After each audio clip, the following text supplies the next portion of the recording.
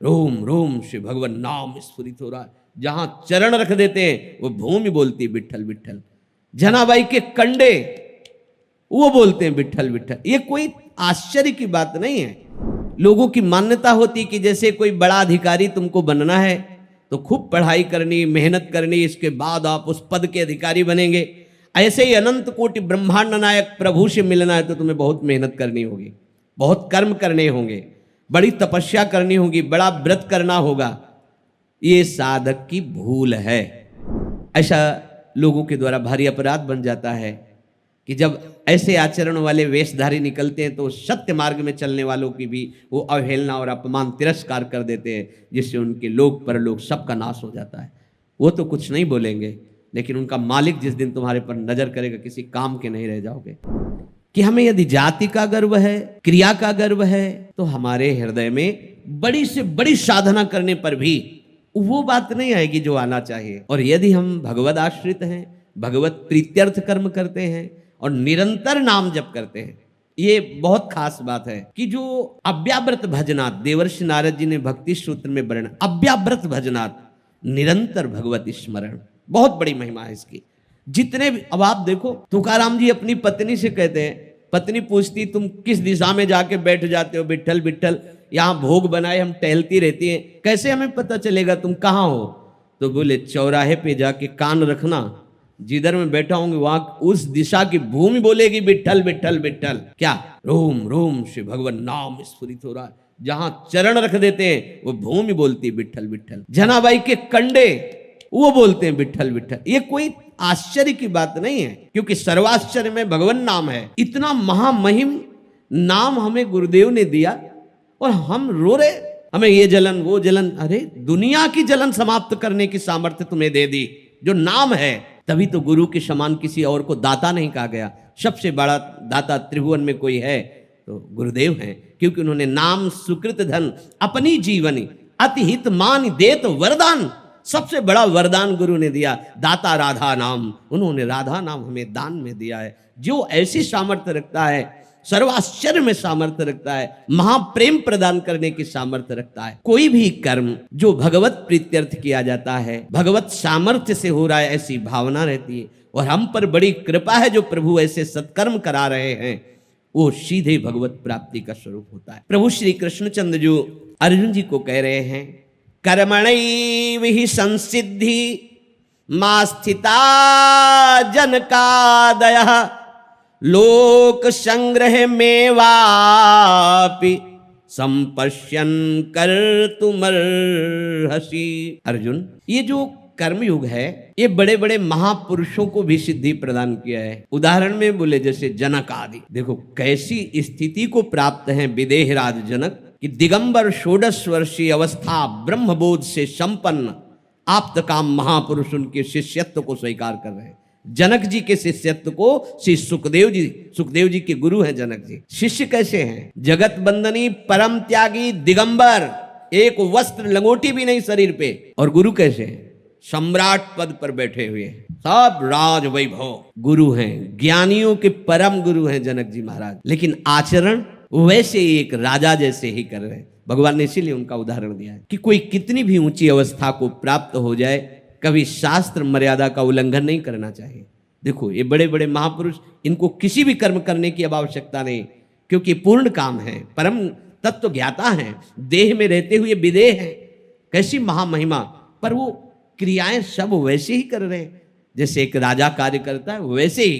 देखो अम्बरीश जी महाभागवत परम प्रेमी, और उनके विपक्ष में खड़े हैं परम त्यागी दुर्वासा, लेकिन वो भगवत आचरण करते हुए, निरंतर नाम जप करते हुए भगवत प्रीत्यर्थ प्रजा की सेवा कर रहे हैं। तो परिणाम में सुदर्शन चक्र उनकी रक्षा में, और भगवान सदैव उनको अपनी गोद में लिए हुए। राजा जनक जैसे अनेक महापुरुष इसी योग के द्वारा तत्वबोध को प्राप्त हो गए, परमात्मा प्राप्ति कर लिया है। चाहे वर्तमान में हो या भविष्य में हो, कोई भी यदि परमात्मा प्राप्ति करना चाहता है तो इस योग को धारण करना होगा। कैसे धारण करेंगे?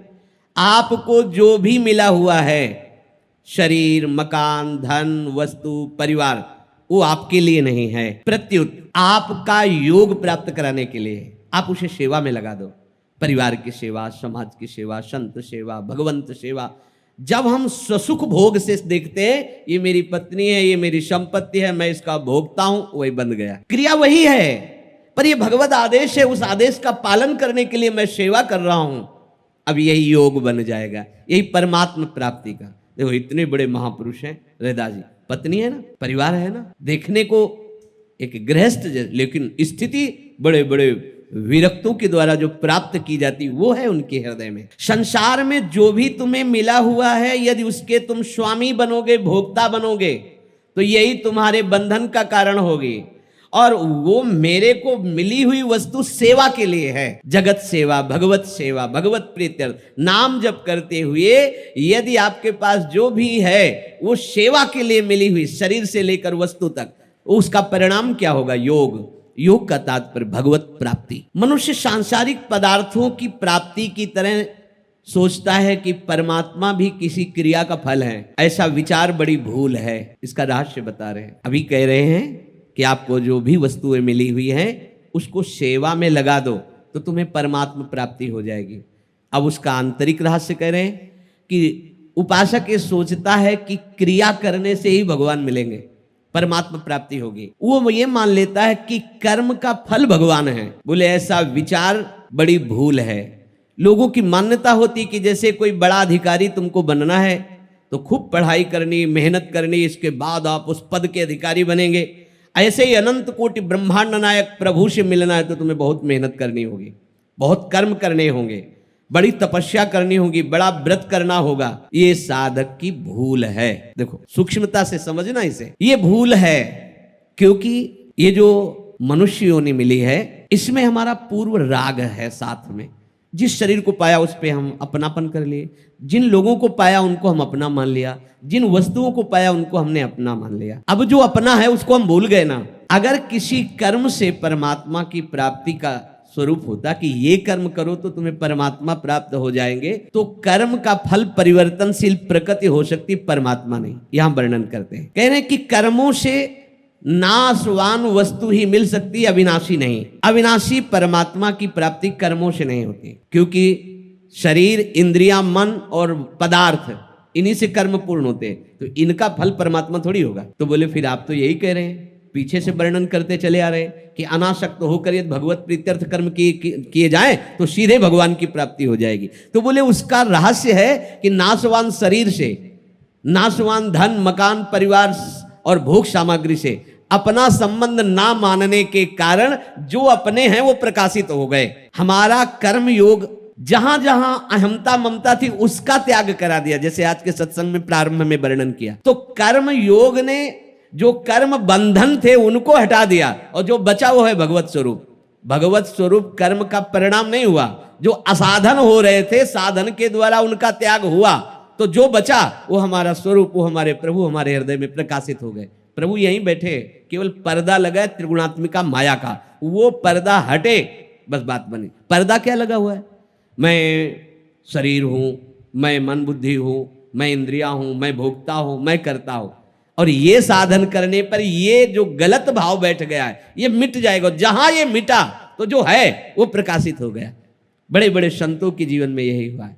वो उनका कोई ध्यान नहीं धर सकता। ये किसी की धारणा हो कि हम प्रिया प्रीतम का ध्यान, प्यारोढ़ुम क्षमते ने अच्छी सुखादि नाम तो ध्यान गम, वो आ जाते हैं। वो जब देखते हैं ना यशोदा मैया भाग रही प्रभु के पीछे पीछे, लालजू की करधनी बजती जा रही है, पीछे मुड़ के देख, मैया अत्यंत सुकुमार हैं, पसीना से लथपथ हो रही, वेणी के फूल गिलते जा रहे हैं, फूल की छड़ी लिए, रुक जा तू बड़ा उपद्रवी है, मानेगा नहीं, आज तुझे तो बांधूंगी और पीटूंगी।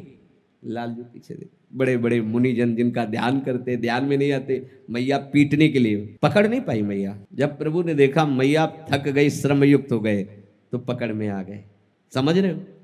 उपासक जब भगवत प्रीत्यर्थ कर्म करता है और अहंकार गलित हो जाता है कि अब मैं नहीं कुछ कर पाऊंगा और दैन्य हो जाता है, तो ठाकुर अपने आप पकड़ में आ जाते हैं। बात यह है, खूब बांधने की चेष्टा कर रहे हैं, 2 अंगुल छोटे, जब परास्त हो जाती है और लालजू की तरफ देखते कि बंध जाओ, बंध गए। सोचती इतनी छोटी कमर मेरे लाला क्यों पूरे घर की रस्सियां समा गई है क्या? नहीं, बंधन में आ। जब नेत्र से नेत्र मिला कि लाला बंद क्यों नहीं रहा है, वो बंध गए। जब दैन्य भाव होकर भक्त रोता है, रुदु सुस्वरम राजन, अब मेरे से नहीं हो पाएगा कुछ, हे नाथ अब तो आप अपनी करुणा से मिल जाओ, मिल गए। पर ये आया तभी देख लो, पहले गोपीजनों ने लीला गायन किया, लीला अभिनय किया, खोजा वृंदावन की हर लता भूमि, सबसे पूछ रही मेरे प्रीतम श्री कृष्ण को देखा, खोजते खोजते जब वो नहीं मिले तो सब रुदुस्वरम राजन कृष्ण दर्शन लालसा। अब क्या हुआ, ऐसा आर्त भाव, ऐसी दैन्यता कि अब कुछ नहीं कर सकता हो गया। क्या हुआ, ठाकुर जी कहीं से आए क्या? नहीं, स्पष्ट वर्णन है।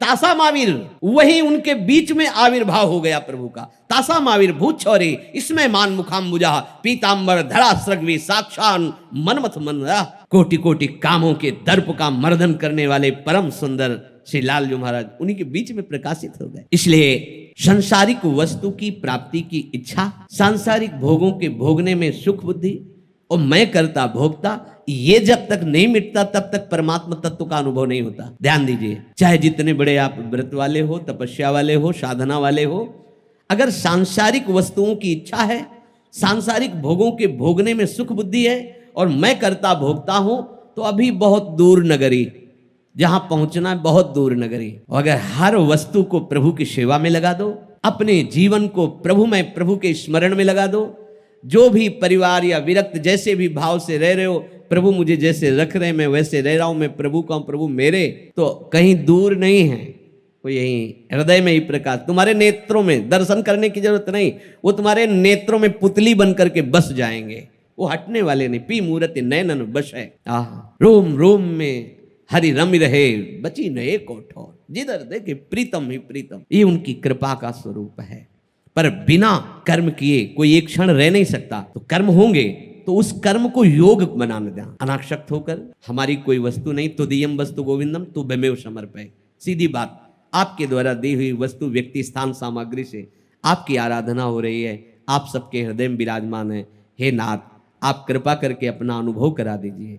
बहुत दैन्यता से इस मार्ग में, जब अनासक्त भाव से हम आज बिना कर्म किए कोई रह नहीं सकता कि भाई हमें कर्म नहीं करना ही पड़ेगा, ये प्रकृति करवा लेगी। अब उस कर्म को हम योग बना ले, उस कर्म योग से ही बड़ी बड़ी सिद्धियां मिलती। जैसे उदाहरण में प्रभु ने कहा जनकादया, प्रभु स्मरण कर रहे हैं, जनकाद, जैसे जनक आदि बड़े बड़े महापुरुष तत्व ज्ञानी हैं, भगवत प्रेमी हैं, पर वो आचरण वैसे ही कर रहे हैं जैसे लोक व्यवहार में किया जाता है। जो गुरुजनों ने आज्ञा की है उसके अनुसार हमें आचरण करना है। हमारे आचरणों का बिना उपदेश किए हुए दूसरे पर प्रभाव पड़ रहा है। प्रारंभ में सदगुरुदेव भगवान से प्रार्थना की कि सेवक वाणी की व्याख्या आपके श्रीमुख से सुनना चाहते। एकांत में ही, वहां किसी का आना जाना और कोई शिष्य था नहीं।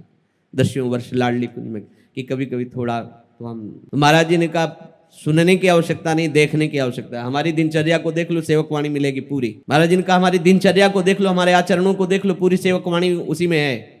पूरी टीका सेवक वाणी के हमारे आचरण में देख लेना। यह महापुरुषों के कैसे करुणा में वचन थे कि हमारे आचरण को देख ले। प्रभु कह रहे हैं कि जो श्रेष्ठ पुरुष होते हैं उनका अनुकरण सब करते हैं, उनकी बात को प्रमाणित माना जाता है। इसलिए उनको सावधान होकर वही कार्य करने चाहिए जिससे जगत मंगल हो।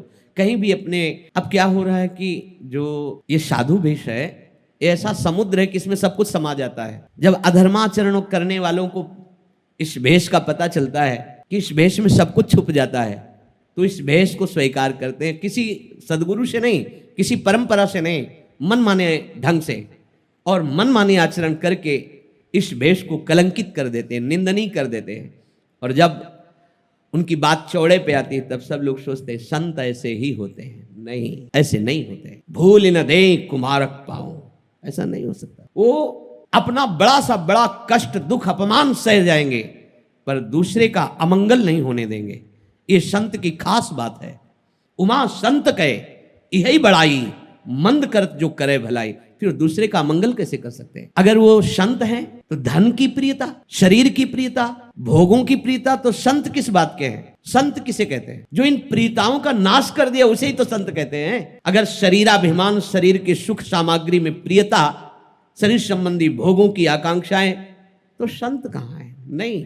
ऊसर बरसई तृण नहीं जामा, जैसे संत के हृदय में कामना उत्पन्न नहीं होती। कैसे? जैसे ऊसर में कितना भी खाद पानी लगाओ बीज नहीं उठता। ऊसर बरसई तृण नहीं जामा, संत हृदय जिम उपज न कामा। जैसे संतों के हृदय में कामना उत्पन्न नहीं हो सकती, क्योंकि संत भगवंत के स्मरण में रहते। संत वही बनता है जिसने निश्चय कर लिया है मैं, मेरा अहमता ममता का प्रभु के चरणों में समर्पण, संसार को जिसने स्वप्नवत समझ लिया वही तो संत है, या संसार को जिसने भगवत स्वरूप समझ लिया वही तो संत है। बड़ा घाटा हो रहा है। वैसे भी संत महापुरुषों का बहुत ही घाटा हो रहा है, जो शास्त्रीय पद्धति से भगवत मार्ग में चलते हुए गुरु परंपरा से सिद्धावस्था को प्राप्त हुए हैं अभी, पर बहुत कम है, अंतर ध्यान होते जाएगा। और आज के आधुनिक वातावरण में केवल वासनाओं का ही पोषण करने के लिए यदि भेष धारण किया जा रहा है तो बहुत बड़ा घाटा है, क्योंकि साधुता का सर्वनाश हो जाएगा। लोग इसे कोई भी ऐसे तिलक लगा ले, साफा बांध ले, साधु साधु ऐसा होता है, साधु ऐसा होता है। साधु को क्या समझा, भिखारी समझा है क्या? अरे भगवान भी कहते मुझे जिता दो, तुम स्वीकार कर लो, कहते नहीं, फिर चलो तुम्हारी जैसी आज्ञा, महलों में राखो चाहे झोपड़ी में बास दो, तुम्हारे हैं, जैसा आप चाहो, फिर उनकी राजी में राजी। ऐसा नहीं। साधना का मतलब, उपासना का मतलब सुविधाएं मिल जाना, ये फल नहीं है। ये हमारी साधना का फल अगर ऐसा है तो पापियों के पास बहुत ज्यादा है, फिर उनकी साधना हमसे श्रेष्ठ रही ना?